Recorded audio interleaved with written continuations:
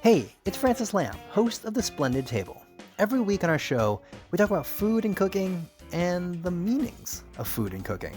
We talk with the most interesting people in food about their techniques, their culture, and everything in between. Whether it's about how fried chicken took over the world or how Instagram changes the way people are actually eating. It's a food show where everyone is welcome. Come join us. You can listen to The Splendid Table wherever you get your podcasts. You're listening to Heritage Radio Network.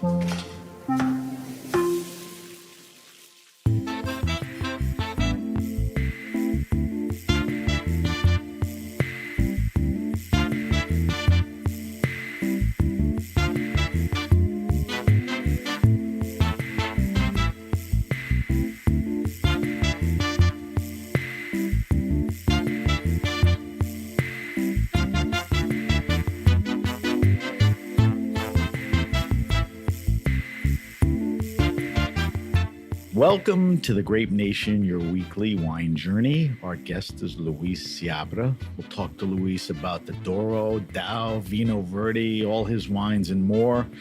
Luis brought a wine that we're going to taste. We'll tell you about it later. I'm your host, Sam Ben-Ruby. Stay with us for the Grape Nation on the Heritage Radio Network.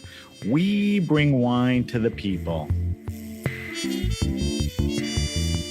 Luis Seabra actually lived in Angola when he was a young kid, but he returned to Portugal in the 70s. He studied viticulture at Via Real, and his obsession with terroir led him to work in soil research in Vino Verde. He launched a revolutionary still wine program while working at Nearport, eventually starting his own small winery in 2013, Luis Seabra Vinhos. To Luis, it's all about making wines he enjoys drinking, elegant, fresh, terroir-driven wines that are also age-worthy. Luis Seabra is the most exciting winemaker in Portugal today, at least in my opinion. All right? So you got to accept that. Thank you, Sam. Welcome to the Grape Nation, Luis. So I'm talking to Luis live in New York City. Luis, why are you in New York? I have a tasting of my importer, so I'm going to do I'm today in New York, but then I'm going to travel through different states. And So that's what I want to ask presentation of my wines all over. So they do. How many? It's kind of a primeur. I do 3 states, 3 Okay. different towns. I'll back home on Friday. Okay. While you're here, you might as well see as many people as you can. Luis, as I mentioned to you earlier, you have a pretty interesting life. Portugal to Angola, you're very young, back to Portugal, studying wine and eventually making wine in 3 regions. Give me a little background on your journey in life and wine. The first thing I'm curious about is, what was that moment, time, or thing that you realized wine is something I wanted to do? Because I guess from that point on, you pursued it at different levels. So give me a chronology. Well, one thing you have to understand is in Portugal, everyone is related to wine somehow. Okay. So you have a familiar, someone in the family that have a vineyards or have, my grandfather had the vineyards in the Douro Valley. Not that I had a connection with my grandfather because of the vineyards. I was a kid, I didn't know anything about Right. wines and vineyards, and I was just going, up north to visit my grandfather. So wait, that was your grandfather. Your parents had nothing My to do parents with were wine. never, nothing like that. It was my Okay. grandfather, and I remember to see at a very young age, when we came from Angola, used to live near Lisbon in Cascais, small nice village by the sea, Right. and before the garage for the parking the cars, we had a vineyard as a pergola, not for production purpose. There's just give some shadow. And the interesting thing was that vineyard never gave any grapes. I didn't. Of course, it was No badly good. treated. Okay. Obvious. My father was not for pruning vineyards, that's for sure. That's funny. And one day, my grandfather visited us, and he pruned the vineyards. Ah. And that year, you cannot imagine how many grapes I saw it like never before. And this was one magic moment that this is really interesting, My grandfather came transformed. here, Right. he just pruned, and suddenly we are full of grapes. That's nice. But I was a very young kid, so not But it at caught that your attention. called my attention then. But pass by. I think I started in the wine. Well, first because when I had to decide what to study, I know I didn't want to go to any office. Nowadays, I'm always with my computer around, but unfortunately, but I didn't want to stay closed anywhere. I wanted to go, you know, open fields outside, not You inside. weren't a corporate guy. No, No. that's for sure. Yeah. And and I started to study viticulture, but my connection with wine was at a young age. I remember I'm coming from a big family. We are six in total, six between brother and Wow. sister, so 4 boys, 2 girls. And I remember the Sunday lunch with my father, and my father would spend a lot of time to choose the right bottle, decant the bottle to serve the wine. So he was into having a nice bottle. He was That was part of he the was into the- tradition of a meal in the family. Exactly. He Okay. was in the So you grew up around wine. So the wine came into my life much more on the consumption side, on the social aspect of the wine, on as how people take care of a product. It's just wine. At that age, I would be drinking water and eating. So for me, it was kind of interesting to see how much time can you spend with a drink Right. that you're going to do it with your meal. So that was probably the main reason. Wow. So you study, you like I mentioned in the intro, you have this little obsession with soil, terroir. You study I studied viticulture. So viticulture, but then yeah. you went to Vino Verde to study soil. Tell me how that worked. More than soil, I was studying the combination between soil and rootstock. Ah, So actually, it was an investigation process. So when I finished university, in between many different things, I teach in university also, but I went to something in the Portuguese government, agriculture minister, to do investigation. And the investigation process that I was leading was something in between the soils and rootstock. So, how the rootstock adapts to the soil with a certain varietal. It was a very interesting study. Uh, gave me, I don't know if it gave me a lot of knowledge, but gave me the perception of how different things can be if you put the right rootstock in the right variety in the right place, and how wrong they can be if you do it the wrong way. but that's true anywhere, right? Yeah, yeah. You were specifically looking at the soils Yeah, of that yeah, area yeah, and yeah. the grapes, mostly the indigenous, probably, or whatever. Maybe you were experimenting. What were some of the conclusions that were interesting? Well, one conclusion that I realized then, long time ago, it's the rootstock that was being used by far in the region was not the best rootstock. Many times the growers just want to have the one that give you the prettier vineyard, and the prettier vineyard doesn't give necessarily the best wine. So, can you go backwards? This is where your expertise is.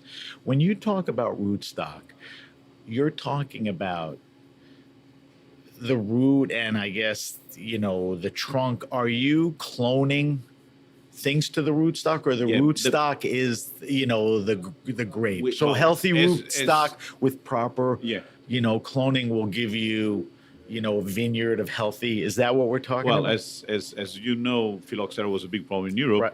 Destroy all the vineyards In Portugal too? In Portugal too, Okay. all over the Okay. whole world, and suddenly you had to graft all the vineyards with American rootstock resistant to phylloxera. Right. Suddenly, rootstock becomes something very important, and choose the right rootstock become So with the right rootstock, and I may be repetitive, once you have that right, once you start the grafting, you're less prone to disease because you chose the rootstock that, will. yeah. The reason for the rootstock, it was just to avoid phylloxera that destroy Right. all the vineyards. What was it? Was it American rootstock or It European? was all, no American rootstock. It was. the only that was resistant. Actually, Okay. phylloxera came from America, and the rootstock afterwards also. Yeah, right. And when was this? Like in the 80s, 70s? Beginning of end of 19th century, beginning of the Okay. 20th century, Okay. and many vineyards were devastated. But the interesting thing is, then suddenly, and now to the point that we keep on studying until today, everything was new. We need to know what is the best rootstock in different places because there are different plants. So that study need to be done. And I remember that I've studied for the agriculture ministry that they didn't do many tastings or winemaking. So I remember to arrive there, and everyone was doing investigation, you know, kilos, sugar levels, acidity, measuring everything in the vineyard, but then there was no final wine.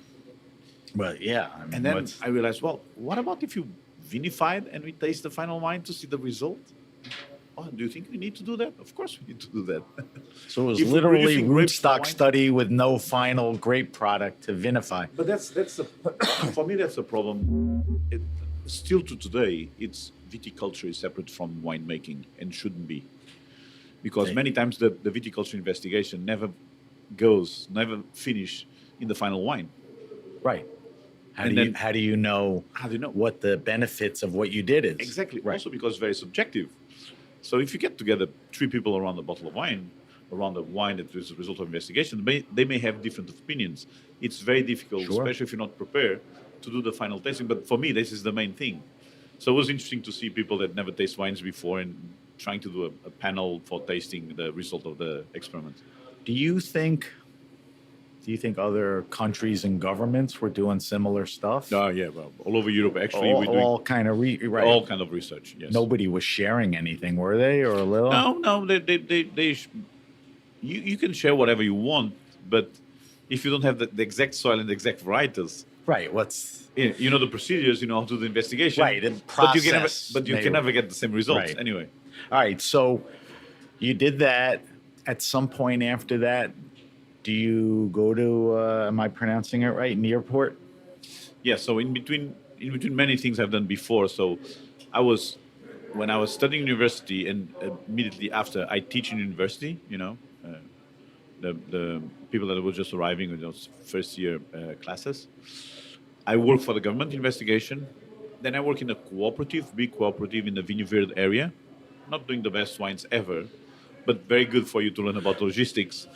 But cooperatives aren't necessarily negative. I mean, They are- Prototori, the Barbaresco, they are not. Unfortunately, in Portugal- Alto Adige, terrific stuff. There are a few. But these guys, they There didn't are a care few, but about you don't have quality. many. I think you can count with the hand the good producers. Yeah, I guess so. Dr. Barbaresco, Chablisienne, and not much more. Yeah.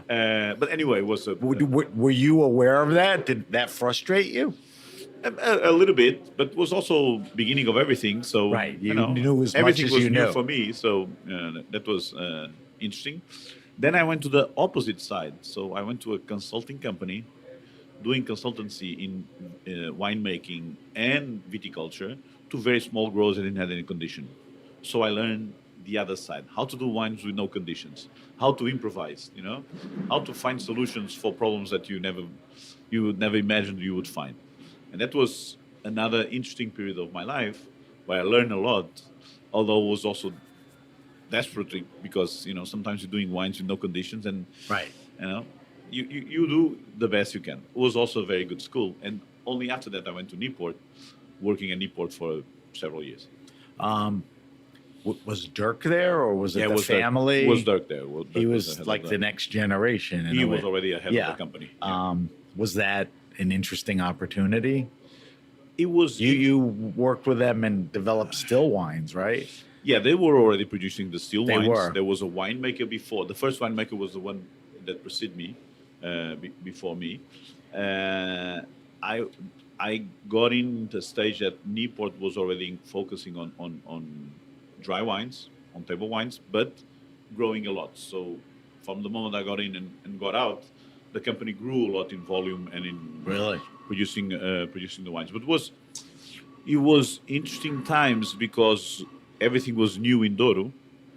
Douro was kind of booming. It was late 90s high scores in Portugal. That was the main region with recognition outside of Portugal because So when you say everything was growing, and we're going years back, like you mentioned, is everyone mostly growing grapes for port, and that's when the other wines really Yeah, started well, growing at that? Was that really the Douro- early stage of that? Douro was the region created by the port industry. Right. British, not Ship only the British everything down houses, the river. everything down to Vila Nova de Gaia. Aging was more important than the vinification because vinifying a port wine, it's more or less the same thing. You cannot You cannot change much on the vinification of the Right. ports. You cannot invent much. But it's true that still the most famous wine in Portugal, Barca Velha, is from the 50s. So that was the first dry wine that got attention of everyone. Then lately, in the 80s, there were a few brands on the more western part of the Douro that had recognition in Portugal, and they sold and were good brands created mostly by a distributor that got attention to those wines. And then suddenly that dropped down. Tho- Those wines went down somehow, and then what we see, it's middle late 90s, Is first growers appearing, doing interesting things, growing a lot, and then the boom on the late 90s, early 2000s, with a lot of producers arriving. it's so crazy how not long ago that was, right? Exactly. I mean, it's Everything was new. really, Yeah. it's really a young thing. Let's finish the chronology timeline. Do you go from Nearport to starting your own winery, which was Yes. around 2013? 2013, I left Newport in December 2012 to start my own project. So was that like a big leap? Were you ready? I mean, did you have an idea of what you wanted to do? Because it's very specific what you're doing now. Well, I only done wines in my life is very simple and maybe boring for some people. I'm always around wines. Well, most- wines and vineyards. the most gorgeous wines that you make, and in Burgundy, you're farmers. You Yeah, know, you're yeah. you're home in the fields. So Exactly. That's the thing. that's how it works. That was life for me. I think I was ready even before that, and it was just taking the decision of the moment when to do it. But I think I had So, what was the vision? Did you know what type of wines you wanted to make? Did you know where? I mean, was it the Douro? Because most of the wines you make now still are from the Douro. yes, and it's I don't know. It's difficult to explain, but I think what is important. I have an idea of the style of the wines I like to drink, so that will be the wines I like to do it. That's it's- always been your theme. That's all my thing. But it's the vineyard that tells you what wine you can do it, and not the other way around. And I think many times. But you knew that.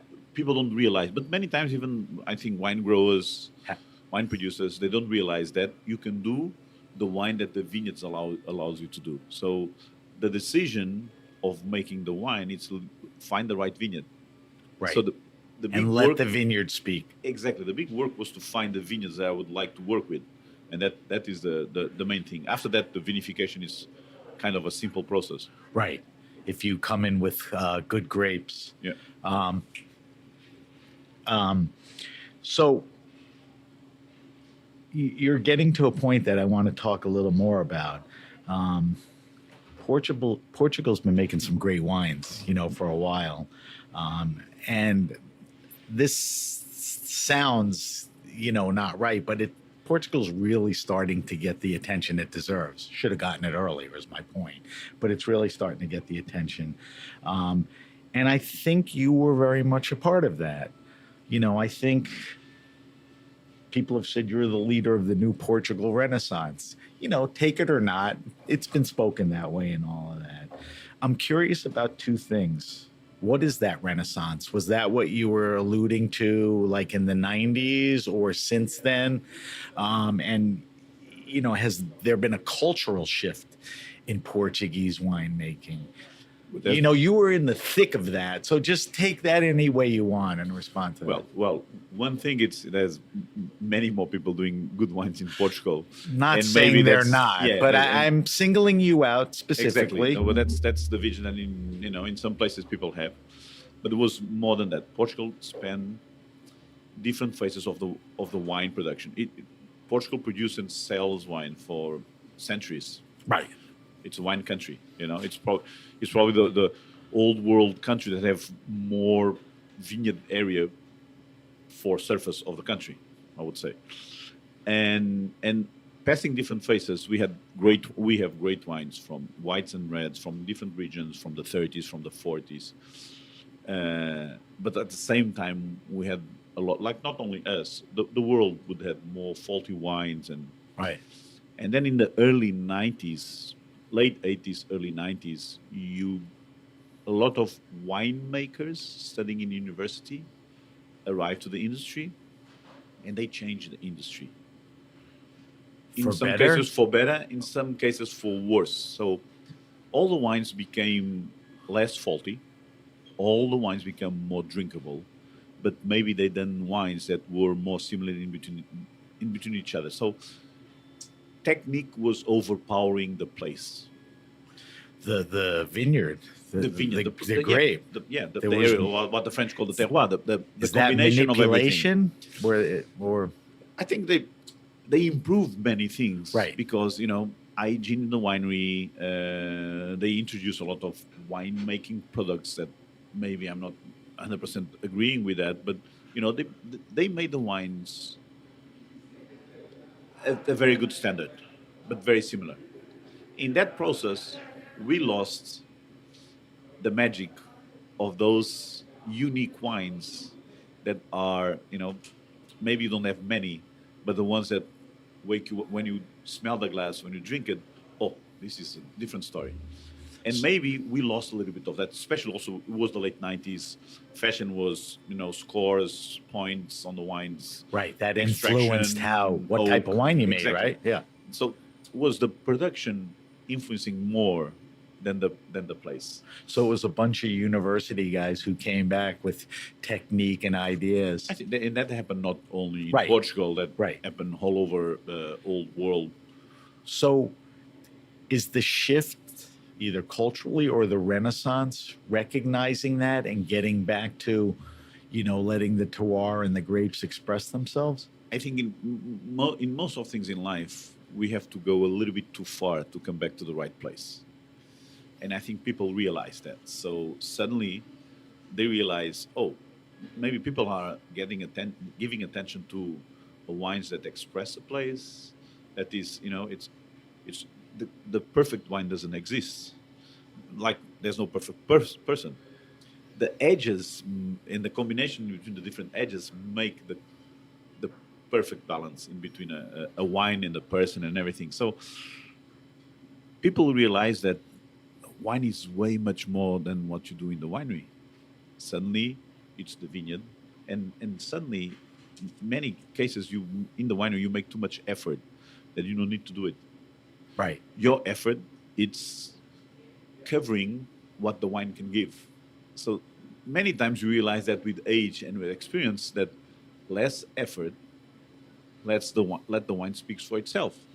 That's And- been a mantra for a while. And this is, it's not. I don't think this is only in wine. I think it's again in life, Food, It's farming, farm, everything. I When agree. you set back and you more observing than doing it, that is also important. You realize that with less effort you can do better.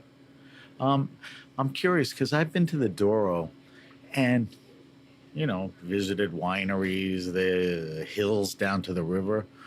A lot of it are the port manufacturers. Was there a bias towards the smaller winemakers that were not either growing for port or making port?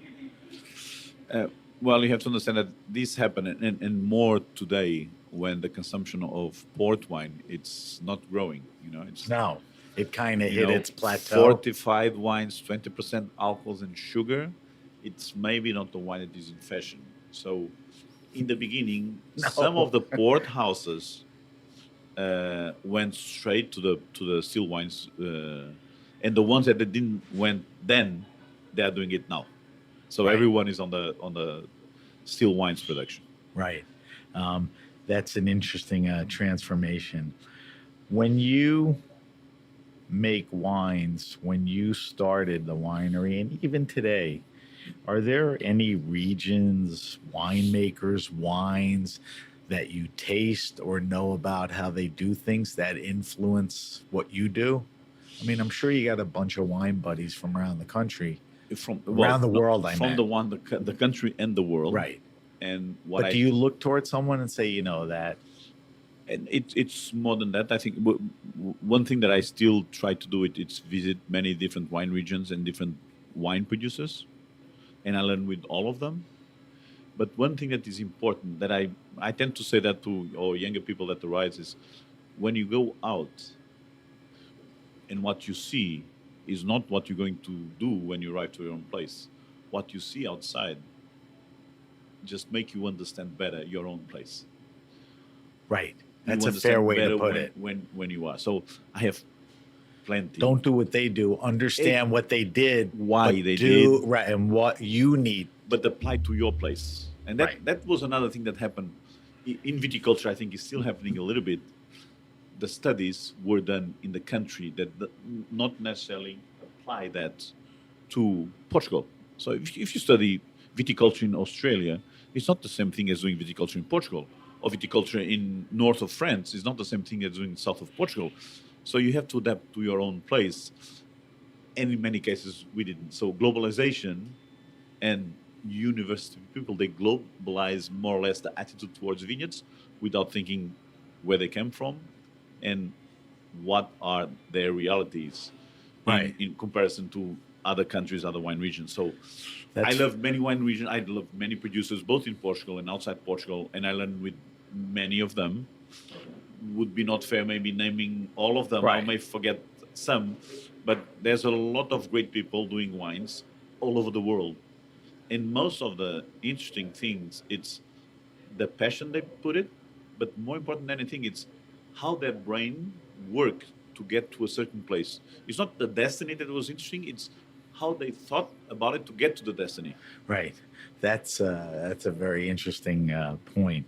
Because a lot of winemakers I talked to, when they were young, they worked harvests. If they were in a family winery, the family sent them, go work with my friend here and all that. But you're so right about take what you can take from where you were, not copy it or whatever. It's one thing to make great wines in one region. You decided to expand and do it in 3 regions, and I'll name them: the Douro, the Dow, and Vino Verde. I'm sure they all have different challenges and all that. We'll get into that when we talk about the wines. But what compelled you to, further complicate your life? Is it just that I like to complicate my life. and the curiosity and the challenge, right? Yes, actually, I started only doing the Vinho Verde and the Douro. I started by first variety in Vinho Verde was Alvarinho. Alvarinho is a great varietal. I think not always well treated, and more than people doing right or wrong. I think when I start, there was one way to do the Alvarinho in Portugal, no other way. Which you didn't necessarily agree with. What I didn't necessarily agree, but was not bad, but was Right. only You one had style. your own. Yeah, and I think that there's many different options you can use for the production of the Alvarinho. So Right. the idea was exactly that. Luis, our wine has arrived. Thank you. So we're going to be tasting in a little bit the Zisto Ilimitado. I thought it was limitado. It's illimitado. Illimitado is Okay. unlimited. Were you making the Vino Verde early on, or you were doing the Douro and then years later? Was that No. We start when we started in 2013. I've done Verde and the Douro at the same time. Okay, I didn't realize that. Yeah, from the first moment. I And was then doing that. when did you start working in the Dow region? In the down region, but to be honest, I know many people are going to listen to our conversation. Right, and what's going to But happen? To be honest, Down and Bairrada are much more interesting regions to produce dry wines in the Douro Valley. Don't tell anyone. I'm not, who would know better than you? Yeah, I mean, I you think it's- really get your hands dirty and you realize this is interesting, this is different, this is a challenge. You love that. Yeah, they are really very unique regions. And Right. years ago, there was a producer, actually a Brazilian friend that arrived to Portugal, wanted to do a wine in the Down region and wanted me to help start the project. So I A started Brazilian in Portugal? In or he Portugal. wanted you in No. Yeah, yeah, Brazilian okay. that moved to Portugal. Okay. Marcelo that do the wines named Textura. And that was an opportunity. Oh, that's interesting, but maybe I can also do a wine, and it's interesting. I arrived to Down to help someone else to start a project, but also to doing my own wine. So that was a Perfect. very interesting project. Perfect. We have to take a quick break, but when we come back, I want to talk about the wines, a little more about the regions, the varietals. There's a big pile of things Well, to talk you about. can be many hours here. No, I know, but we'll focus into them. We're going to take a quick break, but I'm talking to Luis Seabra from Luis Seabra Vinos. We'll be right back. You're listening to the Grape Nation on the Heritage Radio Network. Hey, are you hungry? Well, you're in luck. Meat and Three is back for season 16. I'm Taylor Early, and we've got a whole new batch of reporters I am so excited to introduce you to. Hi, there. I'm Elizabeth Fisher. Asha McElroy. Sam Girardi. Jessica Gingrich. Hannah from Wisconsin. I'm a swing dancing audio engineer. I am a future registered dietitian nutritionist. I'm from New York, and I love rice and beans. My favorite food of all time is a shrimp burrito. I love watermelon. We've also got a bonus podcast for you called Behind the Internship. 3 of our reporters will take you along to show how they develop stories for this very show, Meat and Three. Hi, I'm Danielle Flitter, a plant-based chef from Philadelphia, living in Mexico City. I'm Sophia Hooper. I'm a bartender based in Portland, Maine. My name is Addison Austin Liu. I am a chef and food journalist from Salt Lake City, Utah, and my favorite food is Peruvian. Rice and beans. Hand-drawn noodle soup. So tune in to enjoy a square meal for your ears. And I hope you saved a little room for dessert.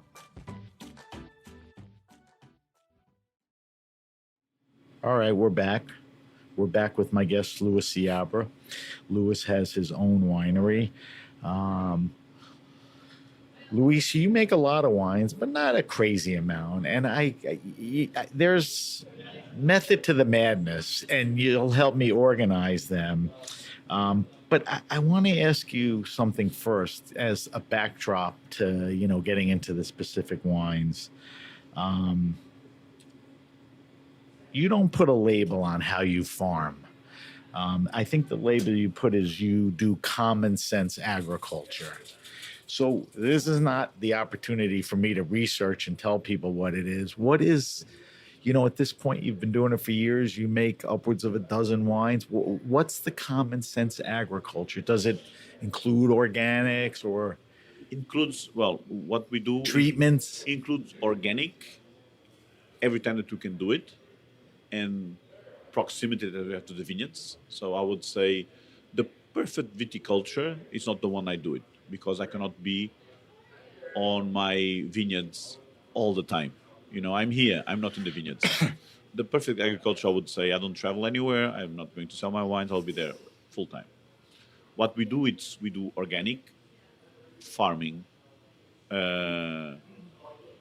The main problem for me in Portugal is the use of herbicides, and if we can avoid that, that will be already a big change. Especially Are in the you Douro able Valley. to? Most in the of Douro, it? yes, but it's very, very expensive and cost a lot if you have a very steep slope.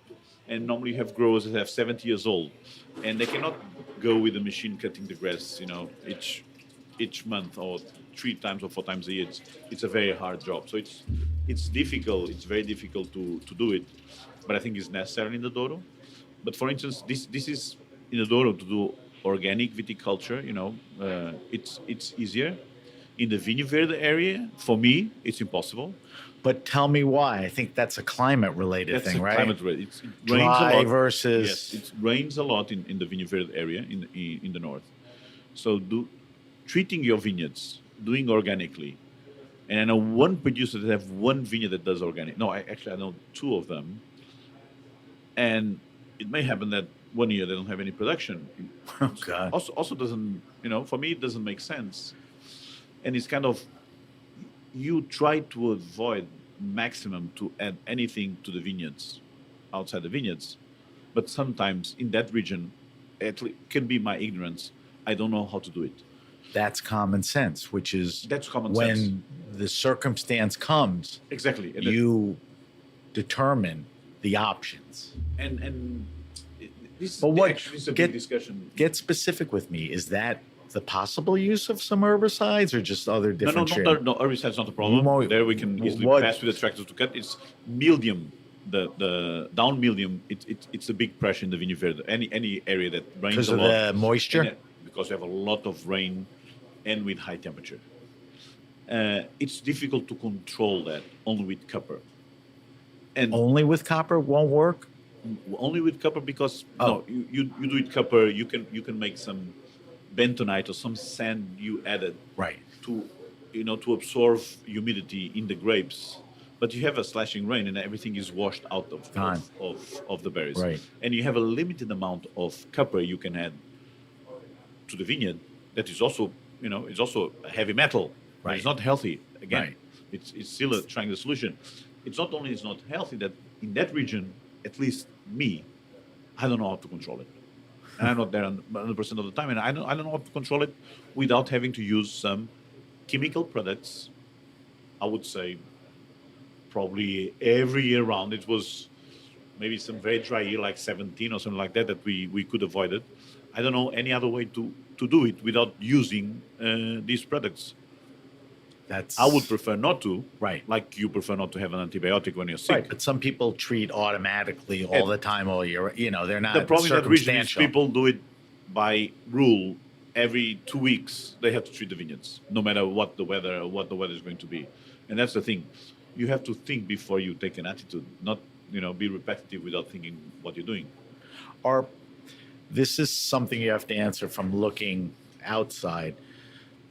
I know in other regions that they experience similar problems, and there's been kind of a shift towards, less intervention, copper and all of that. In Portugal, in Vinho Verde, are people just lazy, or it's easy to treat, or the farmers are becoming more thoughtful? It's not that people are lazy. It's you having not lazy, easy, or cost efficient. No, the first thing what you have to understand is people that take care of the vineyards, they don't have much knowledge. They didn't study, they never had formation of how to treat the vineyards. Right. Then you start to having a gap in generations because it's older people taking care of vineyards, and maybe there are younger people that the most they saw was the older people, how they treated. Do the younger people recognize it and say, listen, I'm raising kids around here. I don't want, not necessarily. I don't know. Really? It's difficult. But there's a shift in Portugal. There are more and more producers recognizing that they need to change things in the viticulture. And you have more people being aware of that. Also because everyone in the world is aware of that. But how do people realize? I mean, is there any, organization, government bodies? You have to take the initiative on your own to ask a question. But you used to have a government bodies. Not much of that? Not much anymore. So you're kind of out there on your own. And it's not only that. You had a big pressure from the industry. The industry that produced the products that you apply to the vineyards, they repeat all the time, there's no other solution. There's no other solution. That's they what didn't you help. They didn't help for the better good. And they have the big power and a lot of money. I think people are starting realizing that, and especially younger generations, seeing through, after the fog, saying, okay, maybe I can do this in a different way. Right. I think the future is brighter now.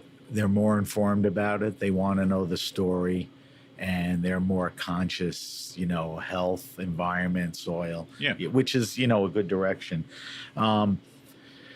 When you go into the cellar, same practices, right? Low intervention, thoughtful, common sense. What we were discussing when we started is, again, when I think you really get it, it's when you relax, sit back, and observe more than you do it, And when you're young, you try a lot to do it well. So you do, you go up and down the vat all the time. You do pump overs, you do, délestage up and down, do a million different things, use the most expensive machines, and you really don't need to do that. And when you realize that you don't need to take that much effort because the wine is going to be good or bad anyway. And I think it's that moment when, and I think people nowadays, it's also in fashion to speak low intervention. I can tell you how I do my wines. My wines, I use sulfur. Sometimes in the Douro we need to acidify, especially the reds. We don't have acidity enough. So I'm already adding something to the wine that is, well, it's coming from the wine, the acidity, but it's extra wine. I don't extract much. And that's it. And then I try not to destroy the grapes that I receive. So in terms of vinification, it's really very simple. And actually, in between the different regions, they are kind of similar because this is the way, in between the different vineyards too, this is the way I have to compare the final result. That's a good point. All right, so let's talk about the wines. And in talking about the wines, this is where we can talk about varietals. We could talk about climate. We're going to talk about the regions because when we talk about your wines from the Douro, we've talked a little about the down Vino Verde, the treatments and all that. So, it's obvious to me, most of the wines you're making are in the Douro. Tell me about, help me organize this. You pronounce it Zisto, right? Yeah, Xisto. Xisto. Yes. Xisto. There's the Xisto Cru, Xisto Illimitado. There's a difference between those two, right? I mean, you have with Cru, you have, a mindset of tell me about the Cru and the difference. Well, one thing is if you read all the labels are very focused on the type of soils. So Xisto is the slate that we have in the Douro Valley. Right. And granite, like the Granito Cru, it's the granite soil. Right. So most of the wines are named after the soil or the mother rock that produced the soil for the vineyards. That's the first thing. And then when we started only doing the Cru. Cru was cru means the same thing as in French, raw. And the idea was putting the raw soil on the bottle. So the idea was, let's try to do as less as possible. And if you can put the liquid soil in the bottle, we're going to try to do that. And it was also a way to play with the Cru denomination in France because they were specific vineyards. We're talking about one vineyard that gives a goal that we take care of. So more site-driven than varietal-driven? That's what the Cru mentality or practice is? We will go back to that. Okay. And then the Ilimitado, unlimited, well, for two reasons too. It's slate in the Douro, it's all over. It's the houses, constructions, it's the soil. You have stones all over. But also unlimited because it's not limited to a specific vineyard. The wine represents a certain area in the Douro Valley. So it will be kind of a village in the French denomination. It's kind of different vineyards, and Ilimitado is negócio, it's grapes that we buy. We don't produce those grapes. So it will be a little bit trying to represent a certain area in the Douro Valley. Right. So that gives you the leeway to make, to be site specific and to take advantage of all the other great stuff, taking into consideration different soils and all of that. So in the Xisto, Illimitado, and the Cru, there's red, white, right? Yeah. Tinto. And Blanco. Yeah. And Blanco. Let's talk about varietals now. I know that you work with a lot of. Let's talk with the whites, the Blancos first. It looks like you work with a handful of varietals, but I see that Rabigato is predominant as far as all the wines and the percentage in the wines. I don't think a lot of people know about the grape, because that's important to what you do. It is important, but especially in the States, you have a big focus on the varietal. And for me, and I would say in Portugal in general, it's the combination between varietals and places that makes the difference. And normally it's much more than one varietal. We are a country of blending, and the blending is already in the vineyard when you plant different varietals, co-planted, that there's no other way beside harvesting everything in the same time. And what you have then... But that exists in a lot of places. Is that out of necessity, desire, a little of both? We were a closed country for many years and not without much money. And in some cases, being poor and underdeveloped it helps us to maintain things. Ah. So if we talk, for instance, an example, Riesling in Germany, nowadays they have problems that they don't even have clones enough to adapt to the changes of the climate. Right. We don't talk about clones. You know, when I work in the agriculture ministry, we would give massal selection to growers. We never discuss a clone, and we never That advise. explains a lot. I still don't advise anyone to plant one clone in a vineyard. If you take one variety, at least you plant a massal selection, so different variety of clones to adapt. We done that in Portugal, not with clones, with varietals. So in the Douro was normal to have a vineyard, and you have one variety that gives the Is that tannins. the healthier, better long-term plan way to do it? Not necessarily, Not necessarily. but should we lose that opportunity? No. That's No. the thing. It was always been done like that, Right.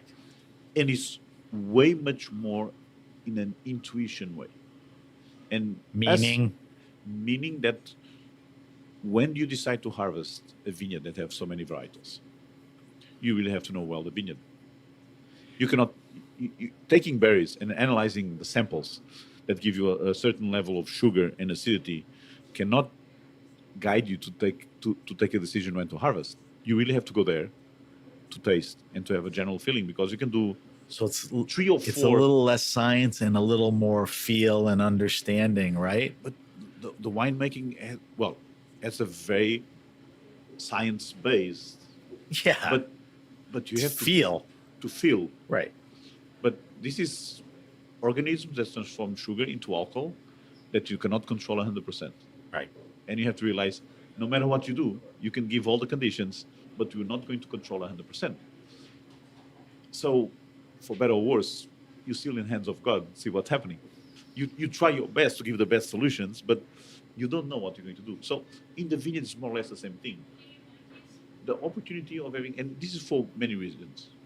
For people, if you have a field blend, you have a bigger chance of having even production every year, because there are one variety that produces more in 1 year, another variety that produces more in another year, meaning that the final wine that we always, here especially, you always want to know exact percentage. When you have a percentage in a cold planted vineyard, is the percentage of plants planted, not grapes amount, because in 1 year you have more one variety, in another year you have more other variety. Makes total sense. But this is that plot. That's why the uniqueness of that plot. That's what it gives you, combined with the year. So, I don't know. We're still on Gisto. Yeah. We're talking Tinto Blanco. Yeah. We're talking Cru Limitado. Limitado. Yeah. We're talking about, we didn't talk about the reds yet, which are even more varietals.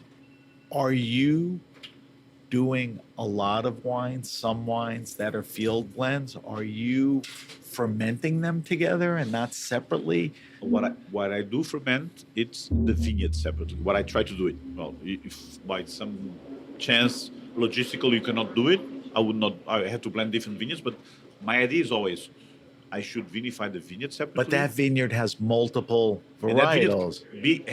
Having or not. Okay. It's my unit is the parcel. It's not the varietal. So what I try to do is whenever I can is vinify it separately, age separately, blend in the end if you need to blend. Like Xixi Limitado is a blend of multiple vineyards.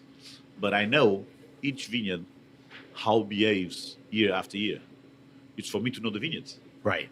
So I know, I understand better the vineyard if I do it that separately. Right.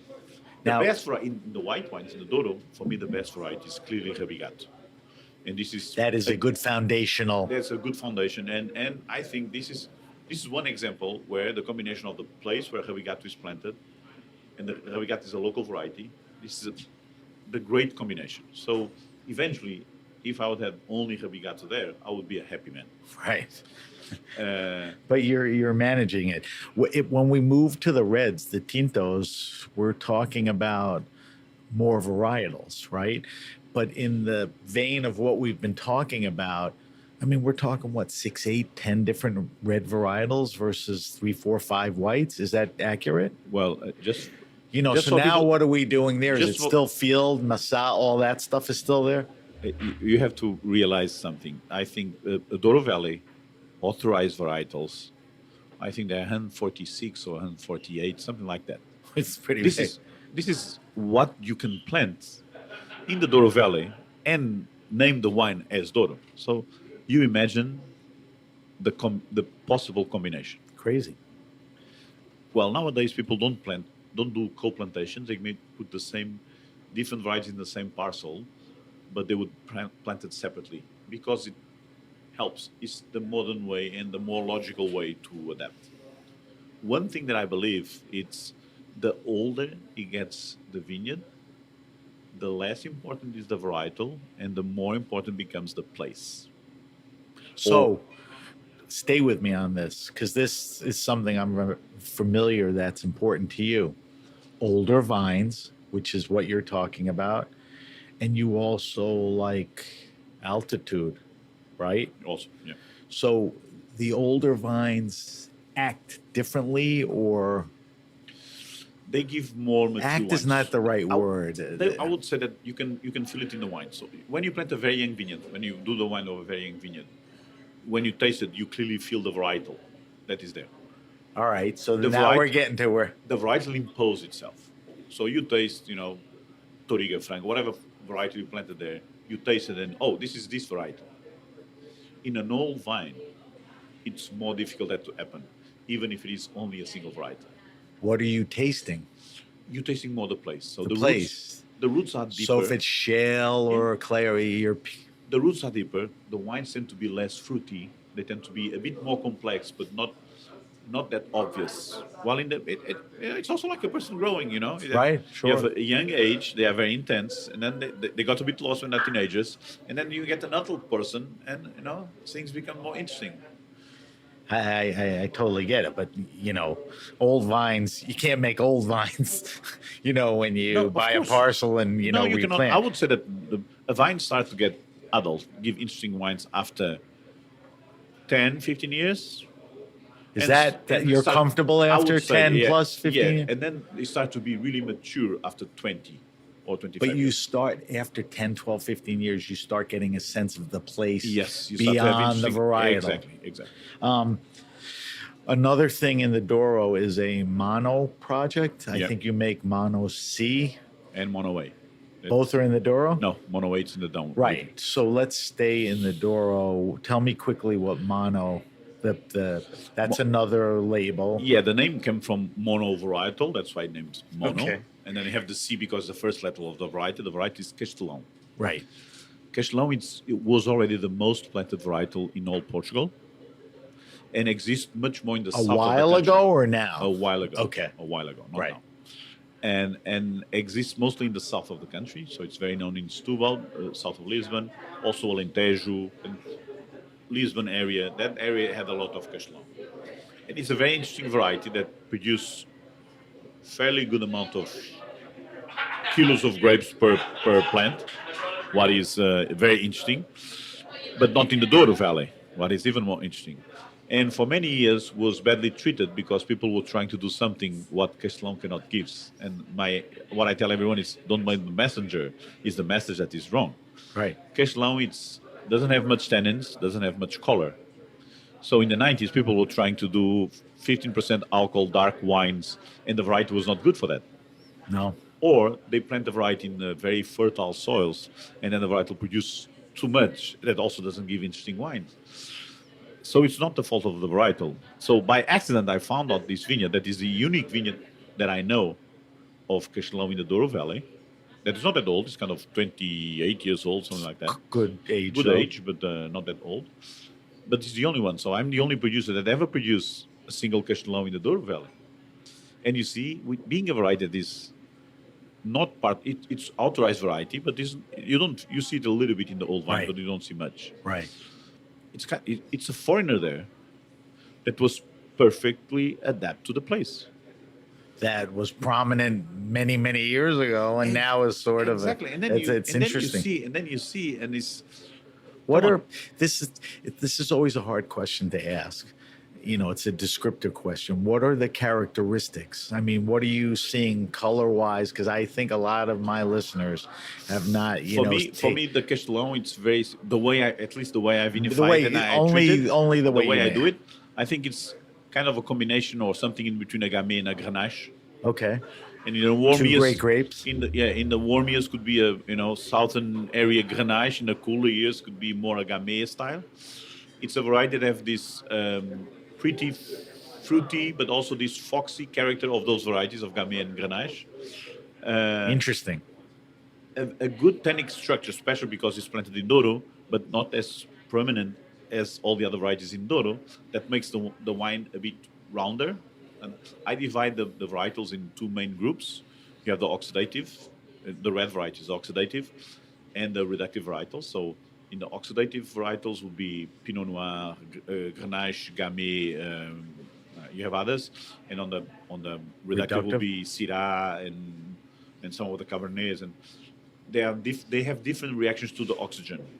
And for me, the Castelão, it's much more near this group of oxidative varietals, a more fragile fruit that you need to protect with less structure that also protects less against the oxygen. Sounds a little like Pinot Noir, or yeah, but it's not have nothing to do. But I would put it in the same family. The same thing as it's much more rustic than Pinot. Right. It doesn't have the same elegance. It's a bigger berry, bigger cluster. We didn't talk about in the Tintos because we just talked about the Mono C, the Castelao. In the Tintos, you're working with a dozen varieties. I mean, like you said, there's 150, 70 plus, but you're working with what, a dozen or so? And why is that? Because the vineyards you work, few dozen. The vineyards you work, that's what's there. The vineyards you've selected, older vines, maybe a little higher. Again, my unit is a parcel. It's not the varietal. Right. So within those parcels. And within those parcels, you can easily, if it is an old vine, co-planted, you can easily multiple. have 10 different varietals co-planted. But meaning that you can have one that have just a few plants. One varietal can be only 3% of all the plants or less than that. And that's what makes the things interesting, because if you think, and that's when you what makes you think it's what really makes a difference in this parcel to have a few plants of this variety. Does that influence the final wine? Yes or no? It's something that you don't have time to find out, because the only way to find out is 1 year you take that variety out and you do it without, and the other year you put it in. But the combination, the number of combinations are innumerous. It's it's a never-ending story. You can be trying to see what is the different varietal. So, when you go to a vineyard that you don't know, you look for the plants that are in bigger percentage. And then you know more or less how the vines are going to think. So you figure some things out. Are those, so in a parcel, it's about the parcel. Are those blended together? We harvest everything at the same time. Right. It's hard to separate with a couple dozen varietals. It's even difficult to do it. But when you look at the plot, you know that in this particular plot, the predominant grapes, Touriga. Yeah, that's the thing. Yeah, and you know that there's very little of some interesting. You have a little of something, and then eventually you find some that you really don't know what it is exactly. You look at it, but you have your doubts. Right. All right. So, is there anything we missed in the Douro?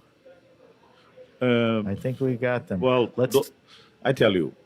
For sure, we missed a lot of things in Douro, because Douro is 45,000 hectares of vineyards with all those varietals. But I meant with you, the wines you're making. We talked. Listen, you and I could talk about any one subject for 2 hours.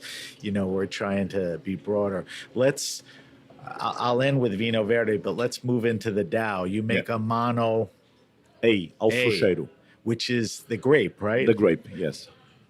I got to ask you a dumb question, and I forgot. Is that a white or a red grape? A red. It's a red grape. So it's Mono A Altuchero in the DAO. Is that the only wine you're making in the DAO right now? No, I also do another Granito Cru, the same name as the Vinho Verde, just because the soil is granite. But it's a single parcel with 3 different varietals. And in this case, that's a very interesting soil in the white wine. In this case, the varietals are planted separate in the same parcel. I could harvest You separately. mean like rows? Yeah, different or rows. They're We can not harvest. growing. They're not growing together. But Do we you? harvest. But we harvest everything in the same day. So I'm doing the same thing in that my parcel is my unit, even if the varieties are separately planted. That's interesting. That's interesting. So, not to move too quickly off of that, but let's talk about Vino Verde, which you told me earlier, has been a project you've been doing, since you've been your own winery. You are, I guess, in your mind and probably in reality, a special place. It's what is it, Moncao and Malaco? Melgaço, yep. Though I think you've said this is the best place to grow. In Portugal, this is the place. In Portugal, this is the place known for the Alvarinho, because the plant just survive and give the best wines there, in my opinion. Then you also have the Galician part that have plenty of Alvarinho with different characteristics that also do it very well. Right. But in all Portugal, and this is a great varietal, and people are planting it all over. Even Bordeaux now is planting officially. So it's a great it's a great varietal, but you can do very good wines. But in my opinion, they are never as greater as when they are planted there. That's why. Maybe because you have a lot of humidity. Alvarinho likes to grow a lot. People do a more extensive vegetation viticulture. I use descendant cordon. One vineyard grows 2.5, 3 meters. It's growing high. The vegetation comes down. Combination that with heat, sun, but a lot of humidity. It's the combination of everything. Right. Soils. It's just the perfect combination. Exactly. Well, you mentioned Vino Verde in Galicia.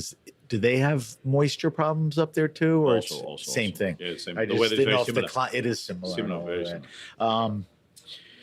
So you make one Vino Verde? Only one. Only that one. Right. Yeah, and in this case, we already have, I would say, more or less 3.5 hectares there that we take care of. And we use it. You brought that up. You're controlling what, 8 hectares, or has that grown through the years? No, it's a bit more. It's kind of a bit more than 10, around 10. Okay, hectares so you in all the regions. But you just mentioned the Vino Verde is like a third of the hectares. You just said the Vino Verde it's our own production always. Right. Always been. The vineyards that we take care of. Right. So you don't own the vineyards. I don't own the vineyards. I don't know what the right rent term is. Rent. I rent the vineyards. Consign, whatever. Do you have full control? It sounds like. No, on the vineyards that we rent, we have full control. We are responsible to take care of. You take them all. They're not saying, "Tell me what to do." No. We hire people to do that. What doesn't everyone aspire to own their own vineyards? Of course, me too. Is it cost, availability? Cost. It's mostly cost. Cost and finding the right place. Have prices gone up substantially then? Do you kick yourself and say, I should have bought it then because now it's worth more, or not that easy? I didn't have the money then. I don't Right. have much money It's now. irrelevant. So that's, even if you find the right place, you have to, go to the bank and ask how much money can I have to buy the specific vineyard. Yeah. But that's the next step. And I would say that now. But listen, renting a house and owning a house, you always want to own it. I'm guessing it's the same thing with your vineyards. Of course it is. But what compromise are you? Nobody's telling you to do it differently than you want. You'd have. You don't do the same kind of work, and it's more than that. Pride of ownership. It's not pride of ownership. It's you don't know if that vineyard is going to stay with you forever. Number one. You don't have that security. You don't have the guy may sell it to a developer and put a shopping mall there. And then it's kind of I'm doing, as you see, I'm doing million things at the same time. Meaning, what I need is to have surface enough to build my own viticulture team to do the good job the way I wanted. So this is where the project can develop now. It's let's get our own vineyards. Let's get a team. It's getting really difficult to find people to work the vineyards that know how to work the vineyards. So what you want now is to have size enough to have your own people working the vineyards and not hiring contractors that bring person that does a job, but it's not exactly the way you do it. And for that, you need to have dimension. You need to have size. And to have size, you need to have money. And what I've done, what I started in the project, It's tough. what I tell to everyone that start a wine project, normally, or you have a lot of money and you plant vineyards and you build a winery, I think everyone should start the other way around. You start by selling the wines. Then you produce the wines. Then you get the winery. Then you get the vineyards. I think you may be right. Well, if you don't have any money. If you have plenty of money, okay, you can do whatever you want. And it's funny, there are amazing winemakers that don't have a lot of money, and then there are guys that have so much money, and nothing reflects anything. It's really, how you think about it. It's a way to start. We have to move along. I want to do two things. I have this thing called the wine list. I want to ask you a bunch of questions, and then I want to taste your wine. There's nothing more enjoyable to me than sitting with a winemaker and tasting their wines. It's an opportunity for people to understand what it is, what's in front of us, and also let's sell a little wine if we can, type thing. But I want to ask you two other questions. What's next for you? Like, I visited Portugal years ago. I was in Alentejo. I'm like, this place is crazy.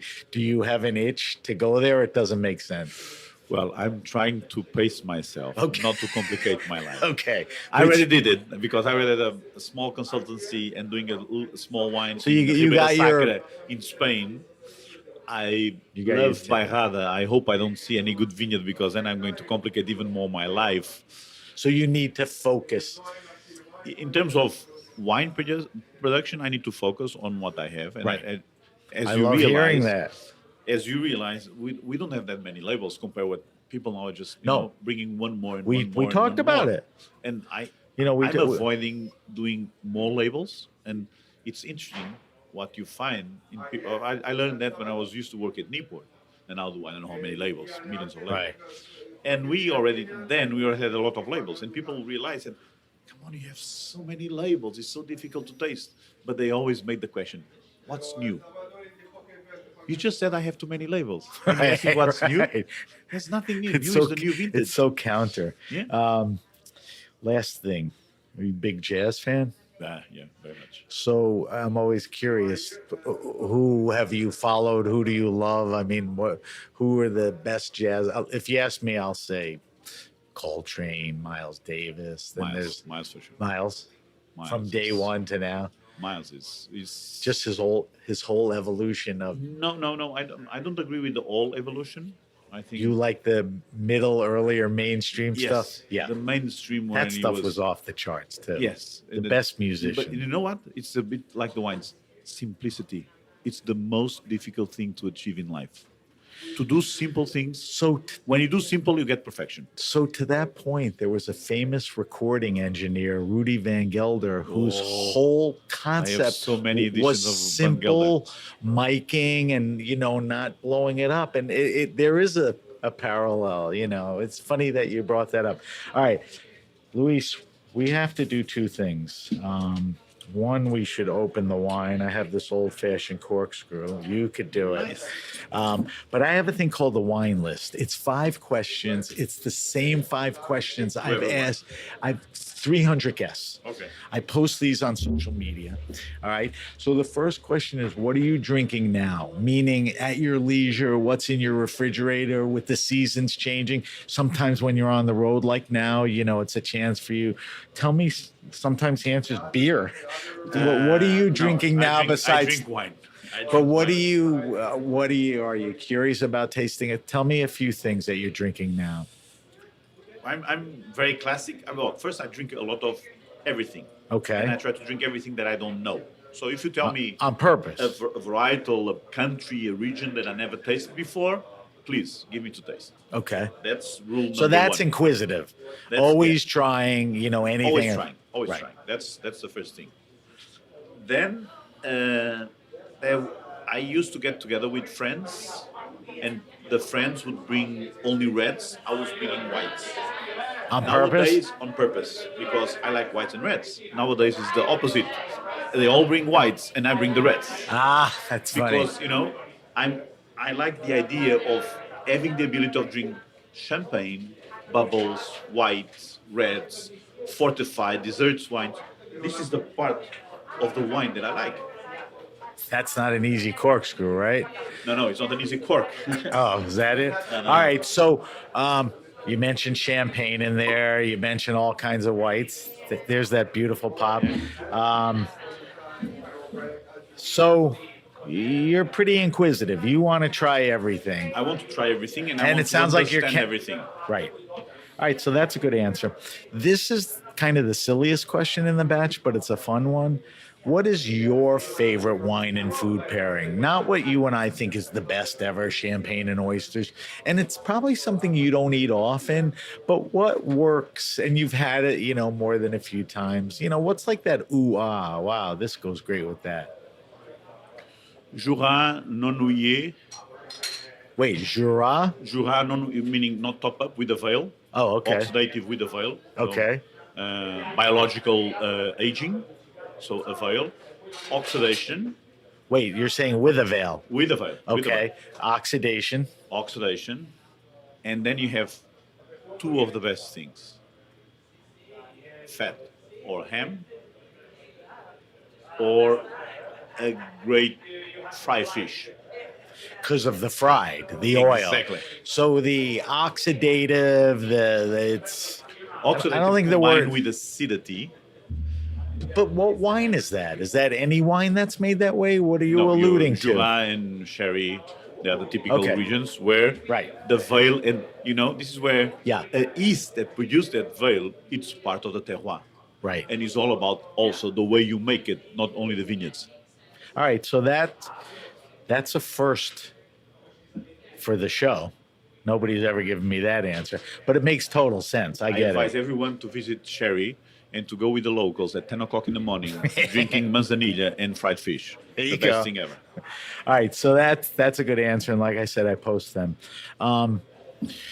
This is a question because you travel and you're in a specific region. I'm always curious about like your favorite wine restaurants and or bars, and I don't want you to feel like you're leaving friends out of the list or not, but what are places either around where you live and work or something that's caught your mind when you travel that just great wine selection, the people have great knowledge, the vibe is great? Well, we could say I have a huge list. This is part of my life, doing investigation of the good wine places. All right. But I would say in Porto, for sure, you have to visit Prova. Spell. Prova. Prova means taste. Okay. Is that wine and food? Good wine, no food. Good wines, good jazz. Okay. Good combo. In Montpellier, you have to visit Glou Glou. Glou? Glou. Glou. Yeah. Okay. Great place, great vibes. They got to know me because That's of the what amount I'm of wines I drink. Okay. You caught their attention. Yes. Yeah. And there was a magic restaurant that don't exist anymore that all the wine producers know, or if they don't know, they should know. What was and it? Unfortunately, it's Pot d'Étain outside Chablis, outside Auxerre. Spell it. Pot, P-O-T-E. It's a kind of a pot where you cook. D'Étain. E-T-A-I-N. Pot d'Étain. Not there anymore? When did it? The owner passed away a few years ago. The kids kept the restaurant. They sold everything. Sad. It was the last place where you can go and drink a great old Burgundy for a fair price. Gone. That was magic. Gone. Do you, because you're in New York, and I know based on what you told me, you take advantage of being here, try things. Is there anything in New York that pops up? Oh, so many. You want to name a couple? It's a huge, Aldo. That is Aldo Som. Aldo Som. Aldo's a friend. He's been on the show. He's a dear friend. That's a great place. You're right about that. Well, I'm thinking about all the restaurants of Atomix Group. Jonelle is a big Sweetheart. supporter, and it's what? It's an interesting way how you put the wines. Treated, it's just wine. We're not saving lives. It's just wine, and sometimes people make it too difficult, too complicated, or too snob. I agree. We're just talking about wine. Jonelle came on the show, and I ask sommeliers to bring wine that reflects either the wine program or their taste or both. I swear he brought a Shisto. It makes sense. Yeah, now that I but so those are those you don't have to go any further. Those are but those are very representative of the people, the place, the food. Exactly. Great choices. And in the two cases, they both turn the wine into simple things. Yes, both of them is knowledgeable. They're knowledgeable, but they don't as fuss Aldo about is. it. He's not fussy. I agree. All right, here's the fourth question. The fourth question is, what's your favorite all-time wine? When I asked that question, I was curious about what's like the rarest, most expensive wine you ever tasted. I don't care about that. In your lifetime in wine, what is that wine that was transcendental, that was important to you, that changed the way you thought? Do you remember a time in a wine, or more than one, where the thing is, this is a common question that everyone makes when what was the best or the more expensive? Also but that I don't want that. I want what's an important wine to you. I don't have one. I don't have this epiphany wine that show me life. I have many of them, and I'm talking around the world. 17th century Madeiras. Okay. 18th century Bordeaux. I'm talking about 78 Latache. I'm talking about, there are few moments, 70 Montrachet. Right, all of them. Old Rieslings. Have different reasons why. That's a fair answer. Because those are not, some of them are rare, some are expensive, but they're important wines to you. They meant something. 1934 Gran Reserva Tondonia, an amazing wine. Is it for It's white truffles. Is it all the time? Was it white truffles near release, or it evolved? Who knows? I don't know. Yeah, I was not there. I just realized that was potentially the dumbest question I've asked in a week. All right. So that's a good answer. Nobody's answered it that way and mentioned specific eras and wines and different, varieties and all. All right. This question is harder for winemakers, but I think Portugal as a country kind of addresses. Here's the question. Recommend to me the best wines for US dollars, $15, $20, $22, $25. Recommend a red and a white. You could do category, like Muscadet is pretty reasonable and it's not a bad. Well, and if you think you could stay in Portugal. Well, I could stay in Portugal. I would say that in Portugal, the price would be much less than here. Yes. Because suddenly the wines arrive here and the price raise a lot. So on $15, maybe, I don't know what to tell you, but I would tell you a lot of 15 € wines in Portugal, they are great to drink. All right, that's still in the range. So I would say probably trying to keep myself in Portugal. Well, there's an interesting wine by Rada, very famous producer, that I always say, a long time I don't taste that wine actually, and I always say this is the best value. It's named Vinhas Velhas, and the producer is very famous, Luis Pato. This is one of the entry-level wines. Spell the name so people. Luis Pato, Luis Like Pato. Oh, Luis Pato. Okay. Yeah. And you say it so quick and elegantly. I don't. And this is an entry-level, simple wine, although it's called Old Vines, but it's a very simple entry-level wine that whenever I taste, it's always good. And his daughter too, Filipa Pato, she's a friend, and she also does this wine, well, the Nossa, or the Dynamic is kind of an entry-level that you always have a pleasure when you open those bottles. That's a perfect answer. Simplicity, Now, red tends to be harder for people. Is it harder? Red tends to be harder to get to that price point with good quality. Can you think of anything? Well, I would say, this one is on my own interest. I do a wine, but that's a producer that I consult. That's fine. I don't care. That doesn't get here to States because it's only sold in one place in the world, in that wine bar. What is it? Now you have my interest. It's a varietal named Morisco. That is a bad variety planted in Douro that we used to throw away or just regrafted with other ones. Funny. Big clusters, big berries, no color whatsoever. And this is kind of the glue wine. That's the wines that you drink easily. So this wine you can only drink in one place in the world, in this wine bar. You can only Where? drink the bottle in Prova, the wine bar that I told you Oh, before. that's okay. You can drink it only there. You have to buy the bottle there. You cannot take a bottle home. You have to open the bottle there, drink it everything there. You cannot buy it to take it home. And the other rule, it has to be the less expensive in the wine list. That's the rule I gave it to the wine. Wow, I've never heard of a wine like that. That's interesting. I would assume it's popular in that circumstance.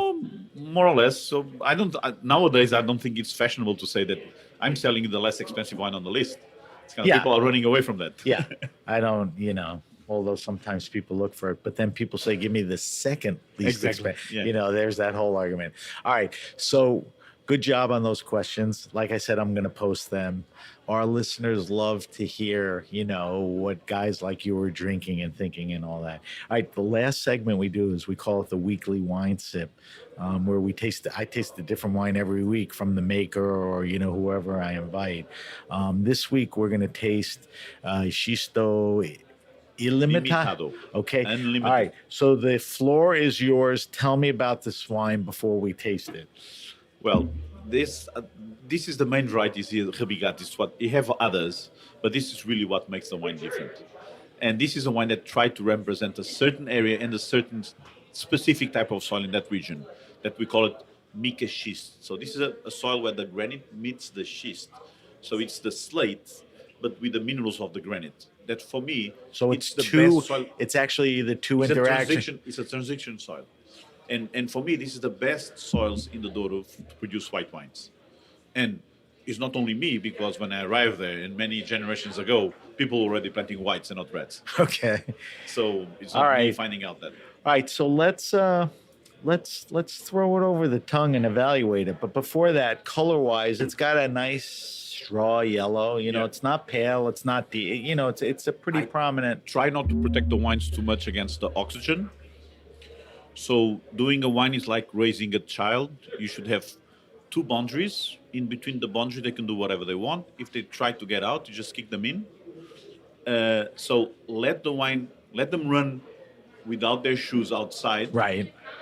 They don't get as many colds when they go to school. Give them a little freedom. Give them freedom. So that's what I try to do in the wines. Actually, the wine is very simply done. You decant a little bit, not to have that many sediments. You put it in barrel and you forget it. That's it. They do malolactic in barrel. We don't control the temperature. We don't do batonnage.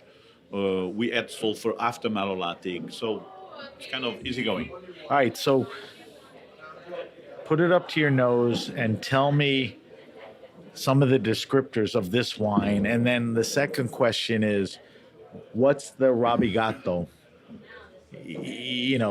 Tell me about the nose in this wine. Why do I love the varietal? Is because Rabigato is not imposing himself. It's like a person that doesn't shout. It speaks on a low tone. It's a great variety to show the place where it comes from. But when you get your nose in it and it comes up, what's coming? For me, what it gives... It's beautiful, but I suck at this, so you have to tell me. So for me, it gives minerality, whatever. We don't know what it is. So I advise everyone, wet the stone and smell the stone. That will be a kind of a smell that you can get it. White flowers, and I will not white flowers. I was waiting. I'll be some kind of flowers, and for me, have these citrus notes. And 22 have less than others. 22 was a warmer year, but more than the citrus fruit, it's like the leaf of the tree, not the fruit. Right. It's green citrus kind of, and then you have what the French call vent soleil, the sunshine. You feel the sunshine in the nose. It's kind of warmness, right? Fennel notes. So that's typical, and those wines get that with age. It's beautiful. All right, let's. I want to get a feel on the mouthfeel. So, gorgeous mouthfeel, like medium, no thinness, but no fatness. I get a teeny bit of the acidity, which is nice, right over the tongue. It's a beautiful mouthfeel. Now, on the palate, the things we discussed on the nose, are they replicated in the palate, or other things kind of come up on the palate?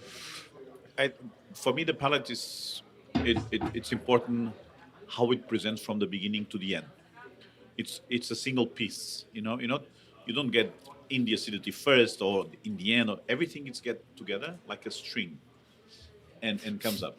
That's not an easy thing to describe, not an easy thing to do. No, but it's where everything is integrated. But you know why? Because people again are trying too much.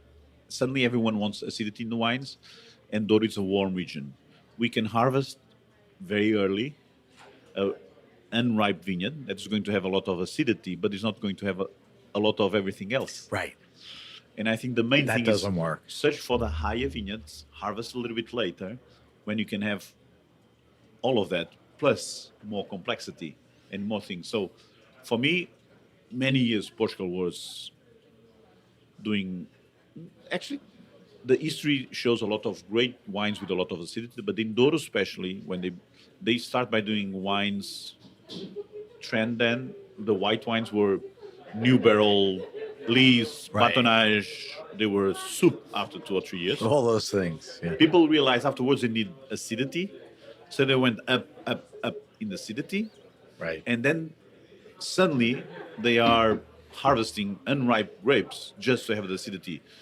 Wine is all about balance. Right. Sugar, There's no acidity, balance. alcohol. It's a That balance. effort creates no balance. Yeah. So that's Am I getting, in a good way, some salinity? that's typical of the Douro whites. Right. Even in some It's reds. in there in a really terrific way, not A too saltiness saline. kind of That works feeling. so well with all the other elements of it. Yeah. All right, so this is the Xisto Ilimitado. 22. This is the 22. It's a Vinho Branco, and the predominant grape is Rabigato. And that's available. You'll see it in restaurants and I'll be here in New York in many places. yeah. Your wines are available. Sometimes they're not the easiest to get, but that's because they're so good, they're so popular, and I'm it's sorry, not okay. like you make. I don't know many bottles. Yeah. So. All right, Luis, we have to wrap up. I want to do a quick wrap up, and then I want to get some information from you. So just hang in there for a second. If you have a question, suggestion, wine happening, or event, hit me up at sam@thegrapenation.com. That's sam@thegrapenation.com. Subscribe to the Grape Nation podcast on Apple Podcasts, Stitcher, Spotify, Google Podcasts, wherever you get your pods. By subscribing, you'll get Luis's interview delivered to you. Leave a review if you like the podcast. Follow us on Instagram at @SBenRuby, on Twitter @BenRuby. I know they're two different handles, but you can always use the hashtag The Grape Nation to get to us on both. We are on Facebook at The Grape Nation. As I mentioned, we'll post Luis's wine list answers. He gave us some great suggestions. And I will post the weekly wine sip, the Xisto Ilimitado. Give you more information on that. Luis, if people want to find more out about your wines, what's the best place to go? Website or? Well, not the website is done. It's a beautiful website that doesn't work because I should be in the job, but I forgot the website a long time ago. Actually, it's a beautiful photographer that put some picture that I was supposed to change each 6 months. It's not working. It's there well. for 5 or more years, 6 years or 7. I think the best way it's Social send me media? an email. Send me an email. It's the easiest way. All right. What about social media? Do you use social media? Instagram. Do you do a winery and personal, or No, you're all just wine? winery. I don't have any. So what personal is social it? media. Is it Luis? El Seabra wine? I think I'm very bad on social media too. I'm sorry. You know what? While we're here, let's look it up because I want to give let me everyone. see. So it's L SEA. El Seabra wine. Is there any? Yeah, all one word, no underscores. everything No. in one word. So it's LSEABRA wine. I think if you go there, you'll be up to date on everything. And you can go to the website; it'll give Just you send some me. You information. can also go there. Just Yeah, send you it. could send him. Yeah. And if you go into any good restaurant in New York and some other big cities, and you ask the Psalms about them, you'll probably excite them because they love the wines, and they'll probably have them. All right, I want to thank my guest Luis Seabra. Luis, thank you for sitting down. Thank you to our engineer, Armin, and everyone at the Heritage Radio Network. I'm Sam Ben-Ruby, and you've been listening to The Grape Nation. The Grape Nation is powered by Simplecast. Thanks for listening to Heritage Radio Network. Food radio supported by you. Keep in touch at heritageradionetwork.org/subscribe. Hey everybody, I'm Nick Latham. And I'm Leah Bottima. And we're the hosts of Were You Raised by Wolves? Each week we try to make the world a kinder, nicer place. Well, that's the idea, at least. I mean, we try. Have you ever wondered what to do if you're ghosted? Or what to do when a friend asks you to borrow money? Or the proper way to eat Cheetos?